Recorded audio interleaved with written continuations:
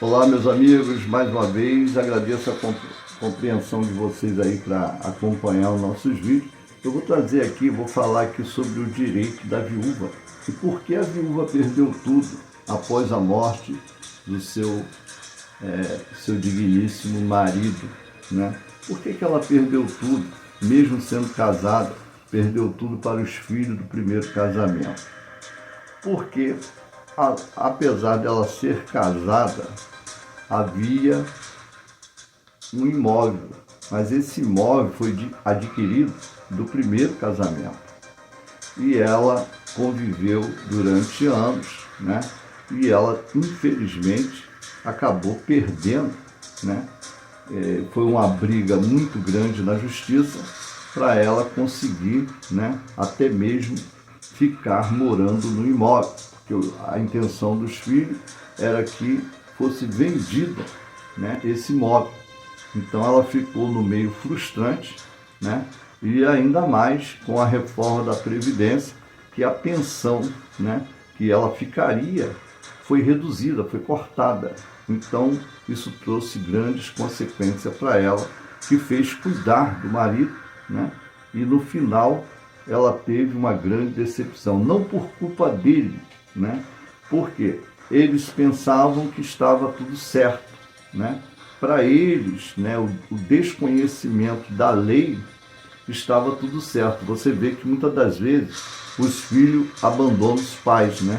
Os filhos, né, seguem suas vidas, cada um segue suas vidas e não querem saber, né, de saber como os pais estão passando. Isso acontece muito hoje, né, nos dias atuais, né? Os filhos seguem suas vidas com seus filhos, suas mulheres, e de repente eles não ligam para o telefone, nem telefona, né, para saber como o pai ou a mãe está. Então quem está convivendo é a esposa que cuida daquele marido, e de repente, né, no final ela tem uma grande decepção, não por culpa dele, por culpa dos filhos, porque é muito fácil, a pessoa não cuida, né? A pessoa não vai para o hospital, a pessoa não acompanha, né, a idas e vindas de hospital, de internações, noites em claro, né, tanto quando é o marido ou quando é a mulher, né? Quando as pessoas se gostam, elas cuidam da outra, né? Então elas ficam os tempos, às vezes o marido fica internado, a mulher, e um fica ali do lado do outro, e os filhos seguem suas vidas, porque trabalha, aí diz que não tem tempo, ninguém tem tempo, né? Então fica muito difícil. E quando chega na hora do falecimento, aparece os filhos querendo vender a tal propriedade. E se de repente não tiver um documento num cartório, né? Porque é muito difícil uma pessoa, um rico faz o testamento, mas pobre normalmente, né? Vamos falar assim, né? O português, claro, não faz testamento, mas pode fazer um documento, né? Um tabelião, fazer um documento lá no cartório e registrar e redigir o que ele quer que fique e que não fique. Por quê? Vai ser muito fácil ele fazer isso e não sofrer. Porque as pessoas não gostam de falar, né, o pós-morte. As pessoas não gostam de falar nessa situação. Todo mundo acha que vai viver uma eternidade. Nós estamos aqui de passagem, nós não vamos ficar aqui toda a vida. Nós passamos uma temporada aqui, né? Então isso é muito importante que as pessoas elas tenham em mente que elas precisam, né? Não é se calçar, é ter um documento que vai dizer metade disso é para isso e metade disso fica para isso. Há um consenso, né? Então, muitas das vezes, né, os filhos, né, normalmente não ligam, não procuram, não quer saber. Mas na hora que há um falecimento, a pessoa aparece, né? Está lá nos Estados Unidos, em Portugal, mas ela aparece, né? Eu já vi situações, já me contaram, né, de situações que os filhos vieram só para vender os imóveis que os pais tinham, né? E até mesmo, até pior do que a morte, é colocar os idosos em um asilo.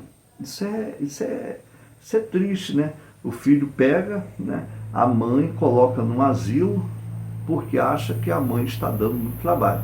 Às vezes a mãe recebe um bom salário, duas pensões, tem casa alugada e tem condição de pagar um cuidador, mas de repentemente, né, o que eles fazem? Colocam em um asilo, né, para poder dizer assim, quando eu puder eu vou lá visitar. Você que acompanha as notícias, você já deve ter deparado com essa situação do filho que pega, sabendo que mesmo a mãe tendo condição para pagar um cuidador para tomar conta, até dois, ele pega e faz o quê? Coloca em um asilo, porque vai ser mais fácil ele pagar lá o asilo e ficar com o resto que até, né, o final daquela pessoa. E muitas das vezes a pessoa morre de tristeza, de decepção, porque o filho não foi lá visitar, não vai fazer uma visita, né? No dia das mães ou no dia dos pais, ele não aparece, simplesmente ele deixa lá, né? Então aquela pessoa que trabalhou tanto, lutou tanto, se esforçou tanto, ela acaba tendo uma grande decepção. Então por que essa viúva perdeu tudo? Porque ela ou ele, né, quando fala viúva, são ambas as partes, mas essa, nesse caso, né, essa mulher, porque ela não fez um documento à parte. Então, infelizmente, né, não tinha nada que se fazer, né? Então, depois de você lutar, você sofrer ali do lado daquele ente querido, você ainda teve uma perda frustrante, foi com a chegada dos filhos querendo vender o que se tinha e o que sobrou, né? Então, isso é muito triste. Eu trouxe esse comentário e outro comentário em outro vídeo que eu estou falando sobre os direitos da viúva, porque muitas pessoas elas se questionam sobre esses assuntos, né? Tem pessoas que não sabem nem os direitos.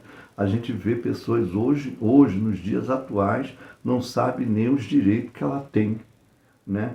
Como esposa ou como, né, um cônjuge que precisa ter os seus direitos reconhecidos. Então eu trouxe, espero que você possa curtir, deixar o comentário, né, qual é o estado que você está participando, e nós vamos falar mais sobre esses assuntos, sobre os direitos que você tem e que você pode reaver se perdeu. Muito obrigado a todos, agradeço a companhia, saúde e paz para cada um de vocês que estiver me assistindo. Muito obrigado pela companhia e fiquem todos com Deus. Abraço no coração. Tchau, tchau.